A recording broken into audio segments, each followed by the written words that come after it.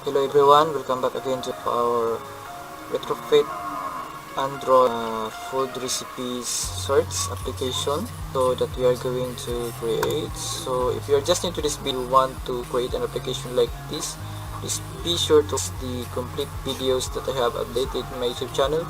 So I will be updated the playlist so you can watch the entire videos. So without saying too much, so let's get to our Android Studio. So this is from the previous video. So actually we already create also the class which will hold another class inside of this class. So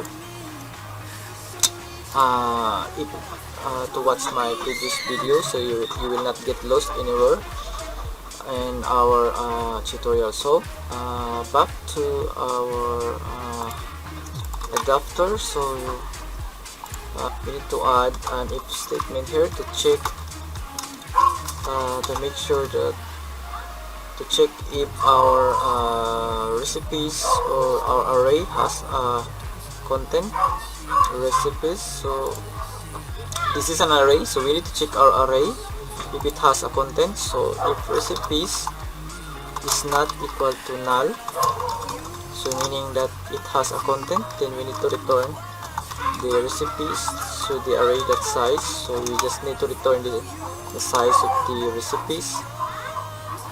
So now the other thing that we need to do, so now we need to create another package here. So I'll name it response.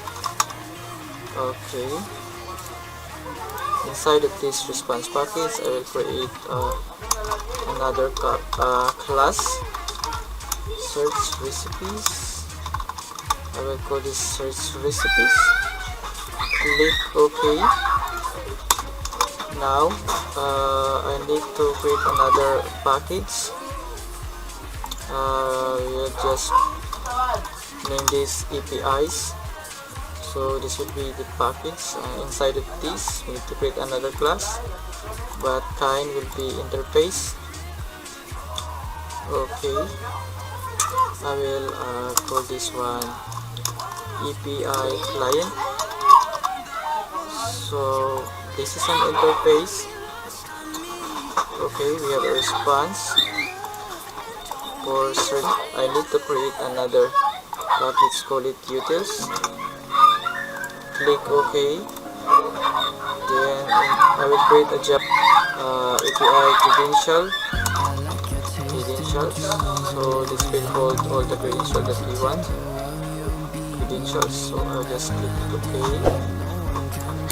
So in this API credentials, we are going to go to the recipes APIs.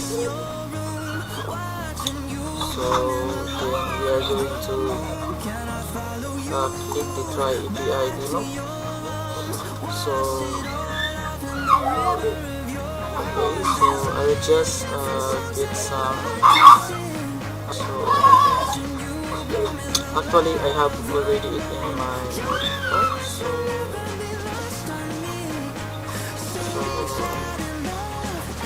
Okay, so on desktop I will just search API, Edamam API. So I just open this one. So we have it. So I will just go to the documentation. So in here we are going to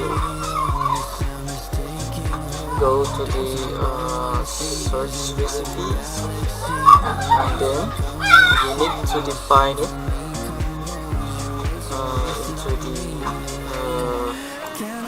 into the API credential.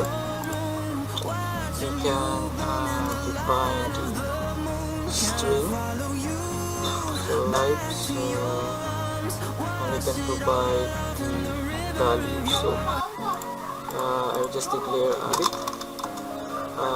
string, and equals type will be equal to string And as we have here, so data type will be string.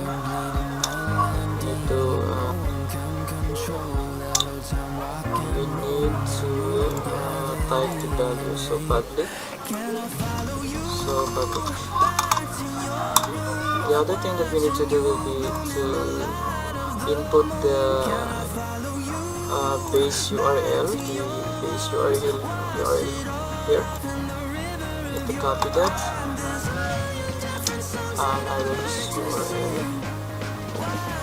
So actually we need to put define it public so we can access it. So public string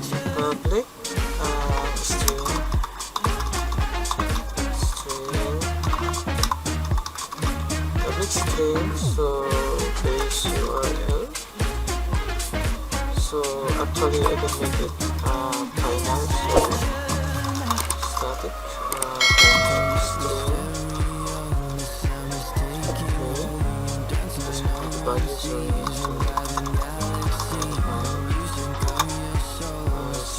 we need to never change this one, static final string,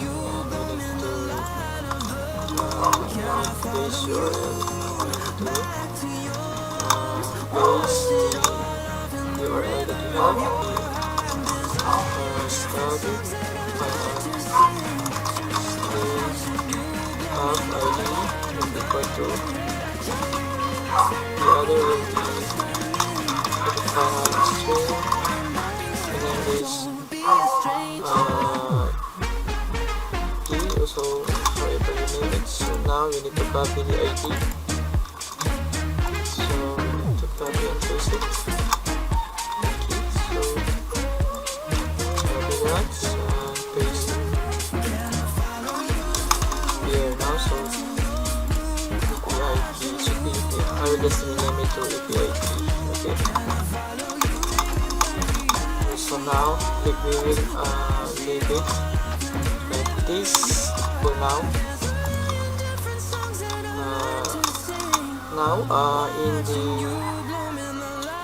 In the APIs, so you see this is an interface. So what we are going to define here in the API client, we need to use the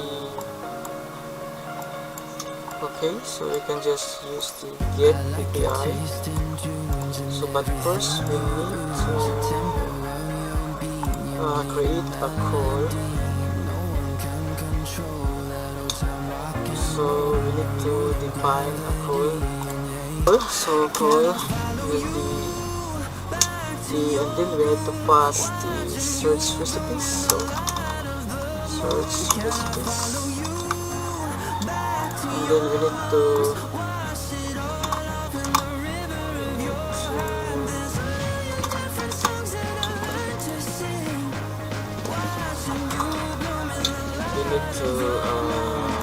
name this one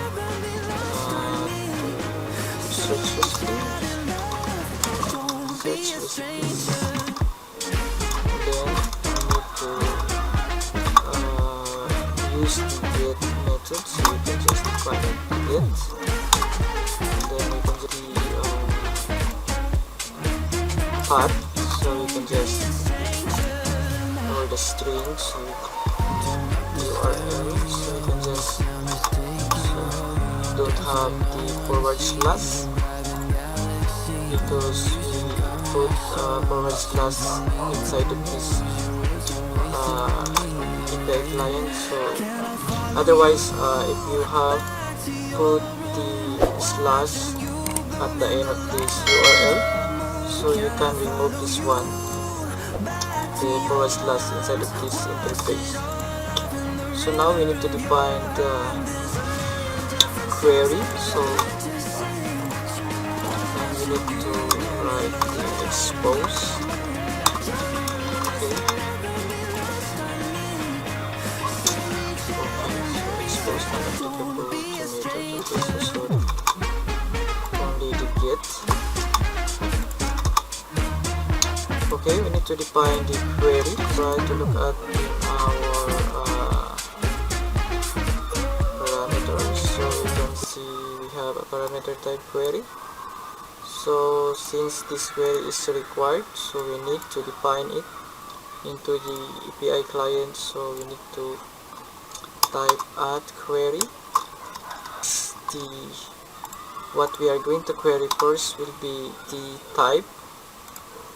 So this one, so the type parameter, so we need to query for the type, so we can pass type, and after that we need to define what data type. So data type will be string, so we need to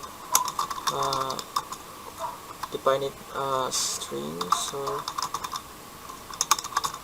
now the query, so we have it here. So since this is required in the query, and then we need to define the type will be string, of course.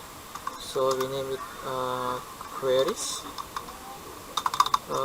Queries. Yes. Queries. So we just define it by query. And the next will be the app ID. So be sure to write it with the same spelling.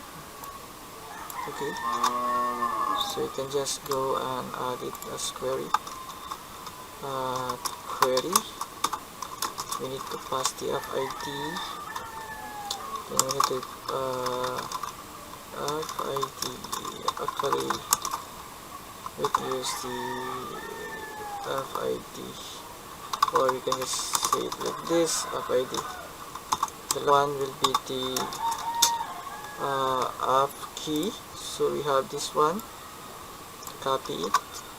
So remember that it is required, so we need to add it to our interface. So key app. So now this is only the required parameter.